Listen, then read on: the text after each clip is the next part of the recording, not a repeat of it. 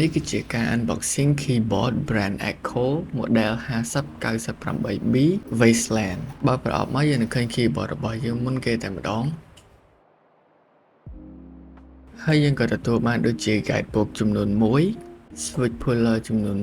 1 keycap puller 1 extra keycap ចំនួន2កញ្ចប់ហើយក៏គេថែមមកជាមួយនឹង switch ចំនួន1កញ្ចប់ផងដែរជាប្រភេទ switch linear piano pro នៅផ្នែកខាងលើ keyboard នេះក៏បានទុកមកជាមួយនឹង USB wireless ផងដែរសម្រាប់ធ្វើការភ្ជាប់ជាមួយ device ផ្សេងៗហើយ keyboard នេះផងដែរគឺជាប្រភេទ keyboard ដែលមានទំហំ size 100% ដែលជាប្រភេទ full size របស់ keyboard តែម្ដងkeyboard នេះគឺប្រើប្រាស់ជាមួយនឹង Switch Echo V3 Piano Pro នៅផ្នែកខាងក្រោមសងខាងរបស់ keyboard នេះគេក៏បានបំពាក់មកជាមួយនឹង RGB ផងដែរហើយភ្លើង RGB នេះផងដែរយើងក៏អាចធ្វើការ custom បានដូចគ្នាដើម្បីប្រើប្រាស់ជាមួយនឹង LCD ដែលមាននៅលើ keyboard នេះបានទាំងអស់គ្នាគ្រាន់តែចុចលើ key FN និង click ទៅលើ scroll wheel ចំនួន1ជាការស្រេចចំណែកឯ LCD ដែលមាននៅលើ keyboard នេះផងដែរគឺសម្រាប់បង្ហាញព័ត៌មានដែលមាននៅលើ keyboard នៅទាំងអស់ឬក៏ការកំណត់ផ្សេងៗដូចជាការបន្ថយនិងដំឡើងពន្លឺ custom RGB effect ឬក៏ផ្លាស់ប្ដូរភាសាផ្សេងៗ LCD នេះផងដែរក៏អាចធ្វើការ customize រូបដាក់នៅលើនោះបានដូចគ្នាអញ្ចឹងខ្ញុំនឹងធ្វើការបង្ហាញដល់អ្នកគ្នាពីរបៀបដាក់រូបនៅលើ LCD ដូចនៅក្នុងវីដេអូនេះ